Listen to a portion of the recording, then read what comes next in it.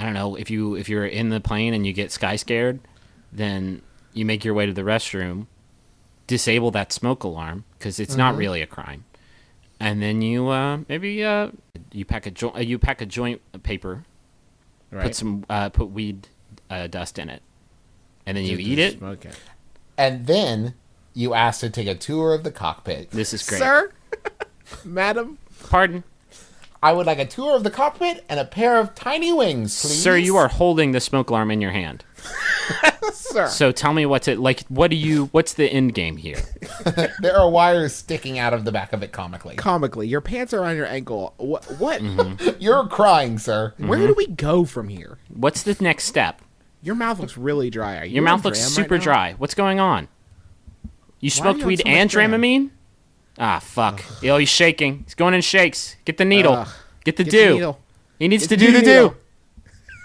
Help him. This is just another case of sky fear gone bad.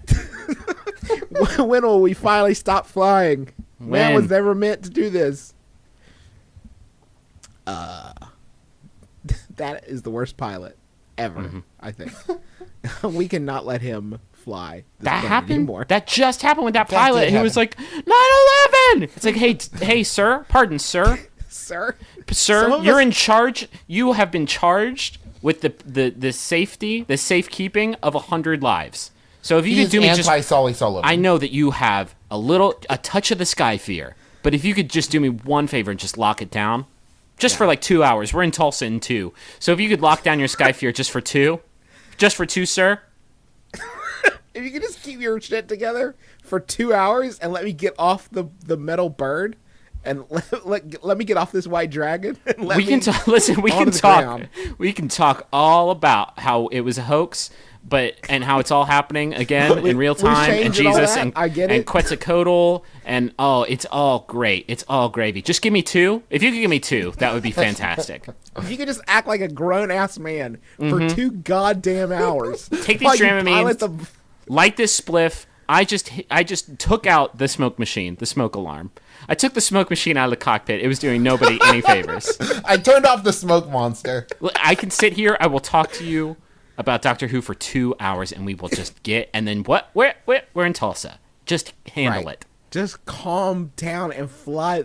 The one thing you have to do is, like, as a pilot, they planes basically fly themselves. We've all heard it said.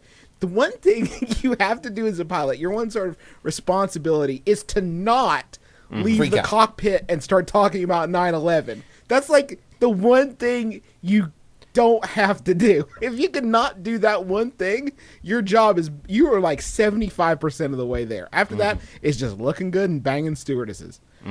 I've gotten halfway there. I've flown on a flight at Christmas where we sang Christmas carols in midair during turbulence. That's fucking beautiful. Are you kidding me? Yeah, but we didn't applaud when we landed. I tried, and nobody joined in with me. Hey, Travis, if I want to appreciate the life Christ has given me, I'll read a Mitch Albom book, okay? for the duration of the flight, if the pilot could just not leave the cockpit and talk about 9/11, and I'll be back here reading Tuesdays with Maury, sir. What if he came on the intercom and was just like, "Hello, ladies and gentlemen, I just want to take a second to talk to you about 9/11. Is it? It was. If you watch the videos, it Can you was do the clearly- voice like Travis did, Yeah, please? I'm talking in my hands. If you watch the videos on YouTube, they explain a lot. New World Order, Illuminati, there were missiles on the plane. Oh, oops. If I see the pilot on a flight that I'm on, I'm like, well, that's it. I'm dead. I will look out the window fully expecting us to be fucking flying into the hungry mouth of a volcano, because that's where I think we are. There's nothing you want to see less than the pilot. The pilot's just walking in the bathroom to take a shit. I don't care. I saw him leave his charge. If I'm at Terminal B and I see a pilot at the Chili's Express, I'm going to defecate my pants. I don't want to see any pilots ever. They have one plate. They should be surgically attached to the cockpit. That's where they belong. Don't get out of there. It's a one thing you can't do. Do you know if there was another pilot like on the plane that went into the cockpit and helped them land it? Yeah. That's going to give you a false sense of security, right? Mm-hmm. That you just always assume there's another one. There's a backup pilot. Sure. But If your first one breaks down. Absolutely dope is that guy, though? Yeah. Don't worry, I got this. I've got this. And you know what? In the footage that I saw, it definitely looked like he was wearing a uniform. Are they like Spider-Man? Like they have to keep it on? Pilots can do anything. It's not considered a crime. Pilot cannot be charged for anything. There's actually only one. Pilot. There's only one like. I would say like no if you're a pilot. Can you guess what it is?